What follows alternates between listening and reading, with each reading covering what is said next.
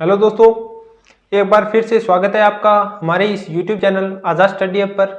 तो अपन रणथंभौर के चौहान पढ़ रहे थे।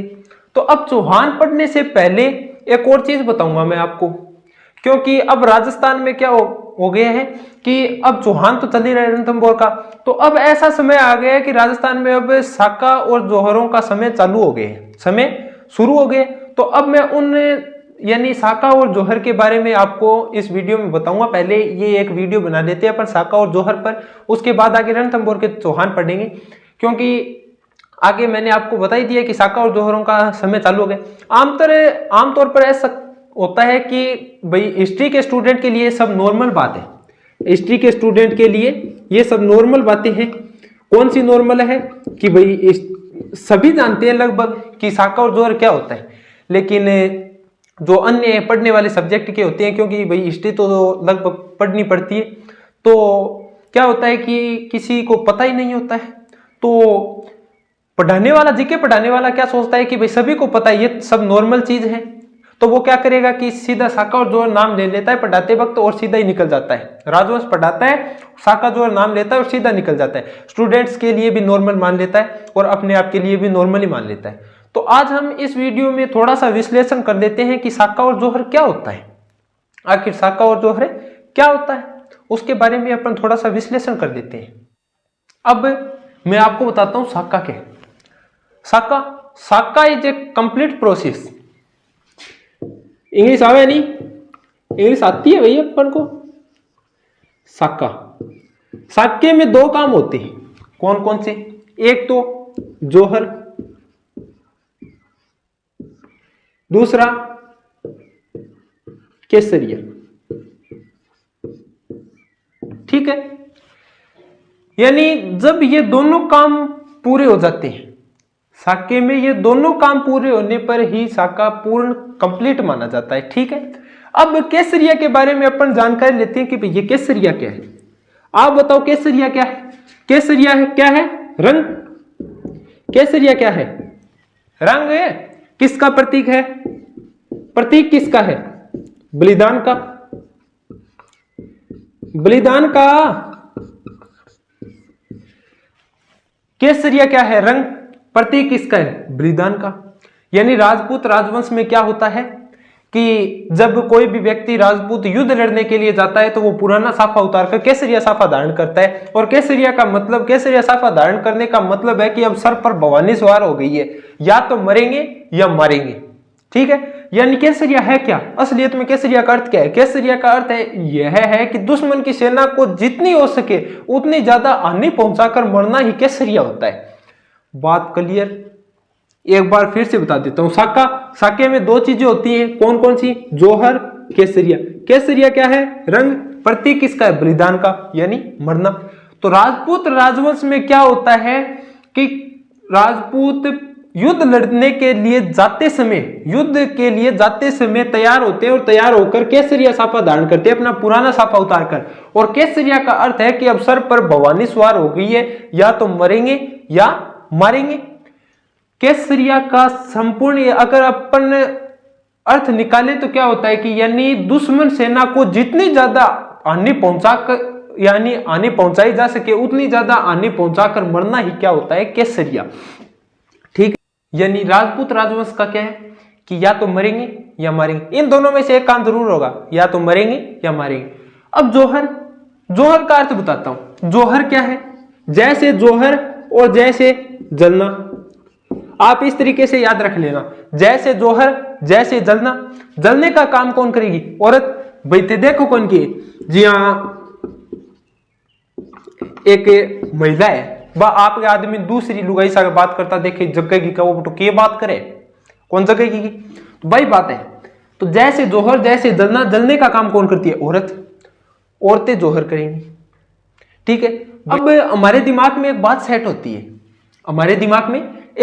होती है, कि भाई औरतें हमेशा अग्नि में जलती है, महिलाएं हमेशा अग्नि में जलकर जल जौहर करती है, वो अग्नि जौहर करती है। ठीक है, तो भाई ऐसा भी होता है, कई बार ऐसा होता है कि टाइम ही ना मिले, ऐसा भी होता है कि टाइम ही ना मिले, तब जौहर कैसे करें? यानी रणथंभौर का जो पहला साका है, रणथंभौर का जो पहला साका हुआ है वो जल जोहर है, यानी पानी में कूदकर महिलाओं ने जान दिए, पानी में कूदकर महिलाओं ने जान दिए। तो ये कोई आम बात है, जोहर किसी भी प्रकार किया जा सकता है, लेकिन जोहर का अर्थ सिर्फ जलना ही नहीं होता। आपको एक ट्रिक बताइए मैंने कि जोहर जैसे जलना और जलने का काम कौन करती है? औरत। यानी जब युद्ध लड़ने के लिए, एक बात बताओ कि केसरिया पहले होता है या जोहर? हमारे माइंड में एक बात सेट होती है कि जोहर पहले होता है, कई बार जोहर बाद में भी हो जाता है। समझ में आ गई बात? कई बार जोहर बाद में भी हो जाता है। तो लेकिन ज्यादातर यही मिलता है अपने को इतिहास में कि भाई जोहर पहले हुआ है, केसरिया बाद में होता है। तो आप यही मानकर चलो। रणथंभौर का जो पहला साका है वो जल जोहर है। अब क्या होता है कि कई लोग जोहर और सती को एक ही मान लेते हैं कि जोहर और सती एक ही है। क्या होता है कि कई लोग जोहर और सती को एक ही मान लेते हैं। तो ये बात भी मैं आपकी दूर करूंगा, ये कंफ्यूजन भी मैं आपकी दूर करूंगा। अब जोहर मैंने आपको बताया भी था कि जोहर पहले होता है। देखो, हर महिला की ये इच्छा होती है कि वो सुहागन बने, यानी उनका पति जीवित रहे, उनके पति से पहले महिला मरे। ठीक है, तो जोहर पहले होगा। वैसे तो ये सिचुएशन पर डिपेंड होता है कि भाई पहले होगा या बाद में। तो एक बार की बात है कि चित्तौड़ का भाई ये जोहर कब होता है, यानी चित्तौड़ के तीसरे साके की बात है। चित्तौड़ के तीसरे साके की बात है कि उस साके में चित्तौड़ के दुर्ग को घेरा हुआ था। किसने? अकबर ने। अकबर की सेना थी 50,000 के लगभग, 50,000 के लगभग, और अंदर राजपूत कितने थे? 8,000। तो सभी को आड़ तो सामने दिखाई दे रही थी, क्योंकि 8,000 जो 50,000 से लड़ेंगे तो आड़ तो सीधी सीधी सामने दिखाई दे रही है कि सभी के सभी मरेंगे। ये तो कन्फर्म तय है, बात क्लियर। तो अब इसके बाद क्या होगा कि इन सबको पता था, तो सभी ने क्या किया कि एक रात्रि भोज लगाया, एक रात्रि भोज लगाया। एक रात्रि भोज लगाया। रात्रि भोज में सभी पुरुष सभी महिलाएं इकट्ठे हुए और भोजन किया। महिलाओं ने 16 श्रृंगार किया, पूरी श्रृंगार की, यानी पहले दिन जब शादी के दिन महिलाएं श्रृंगारती है उसी प्रकार श्रृंगार हुआ, 16 श्रृंगार हुआ। सभी महिलाएं सभी पुरुष सभी राजपूत इकट्ठे हुए और भोजन किया। दूसरे दिन सुबह पहले तो सभी महिलाओं ने जोहर किया, उसके बाद सभी राजपूत केसरिया करने के लिए बाहर अकबर की सेना से लड़ने के लिए चल दिए। तो वही भाई ये जोहर क्यों होता है? ये जोहर करते क्यों है? करते इसलिए क्योंकि भाई एक बात बता दूं, ये जो जोहर और साक्य हुए हैं वो सभी के सभी विदेशियों के समय हुए। विदेशियों के समय, विदेशियों के समय हुई है। सभी की सभी घटनाएं क्या हुई? विदेशियों के समय। भाई ये जो महिलाएं जोहर करती क्यों है? महिलाएं जलती क्यों है? तो जलती इसलिए ये सभी के सभी विदेशियों के समय हुई है। यानी विदेशी लोग क्या करते हैं कि आक्रमण करते। विदेशी दो ही कामों के लिए आए, वरना कभी ऐसा नहीं हुआ। हिस्ट्री में आप देख लेना, हिस्ट्री उठाकर देख लेना, सब पूरी हिस्ट्री पढ़ लेना, कभी नहीं हुआ कि हिंदुओं की वजह से किसी हिंदू नारी को जलना पड़ा। ये सभी के सभी जो साक्य और जोहर हुए वो विदेशियों के समय हुए।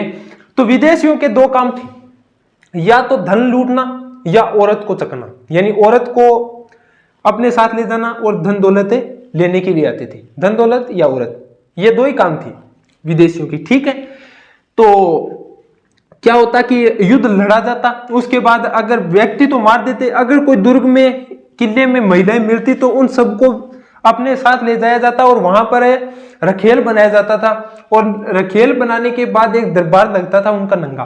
ठीक है, तो उस दरबार में उनकी बोली लगती थी और महिलाओं को बेचा जाता था। तो इसी बेचने के डर से, यानी राजपूत महिलाओं को बेचा, राजपूत क्या कोई भी महिलाएं मिले तो उन सबको बेचा जाता था या फिर रखेल बना दिया जाता था। तो भाई ये तो एक प्रकार से स्वाभिमान के लिए हो गया, औरत के स्वाभिमान के लिए हो गया।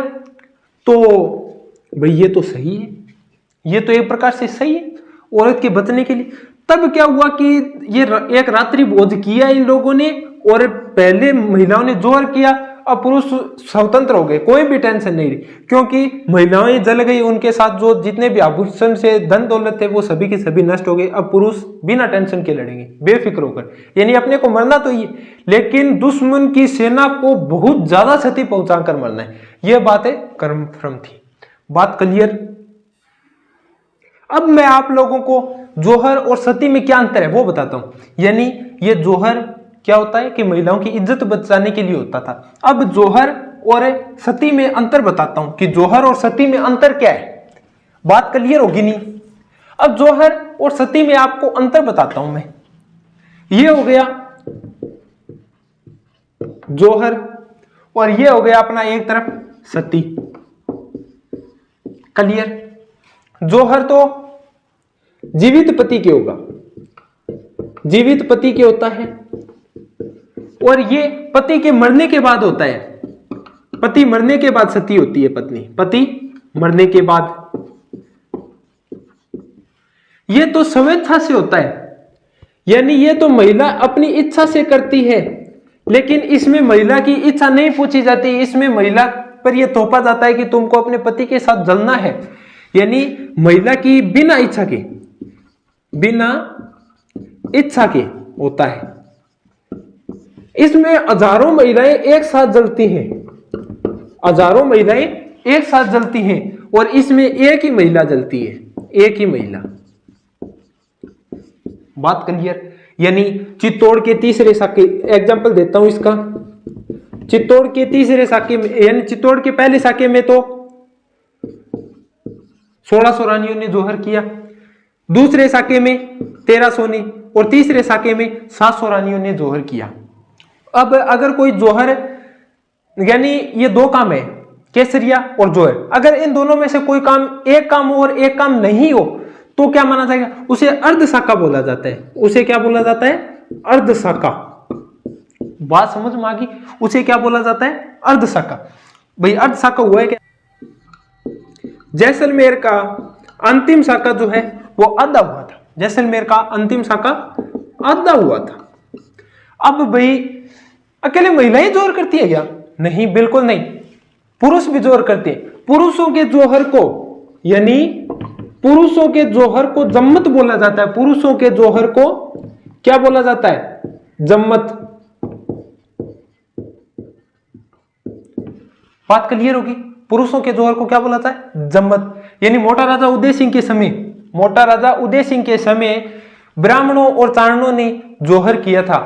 अब आगे बात आती है कि भाई मुस्लिम महिलाओं के जोहर का कहीं उल्लेख मिलता है क्या? हाँ, मिलता है। जब तैमूर ने बटनेर पर आक्रमण किया था तो उस समय मुस्लिम और हिंदू महिलाओं ने मिलकर जोहर किया था, तो मुस्लिम महिलाओं का जोहर का उल्लेख मिलता है। अब एक और शाखा आता है, कौन सा? खड़ाना शाखा। खड़ाना शाखा, ये कौन सा शाखा है?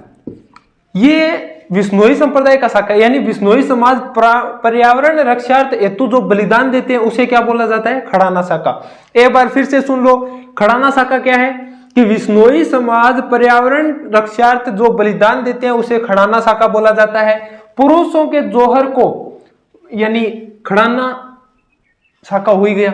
अब पुरुषों के जोहर को जम्मत बोला जाता है। मुस्लिम महिलाओं के जोहर का उल्लेख वहां मिलता है जब तैमूर ने बटनेर पर आक्रमण किया, उस समय मुस्लिम और हिंदू महिलाओं ने साथ में जोहर किया था। ठीक है, तो अपना शाखा और जोहर वाला ये कंप्लीट हो गया टॉपिक। अब अपन रणथंभौर के चौहान चालू करेंगे, शुरू करेंगे। ठीक है, तो दोस्तों आज की वीडियो में इतना ही, मिलते हैं नेक्स्ट वीडियो में। धन्यवाद।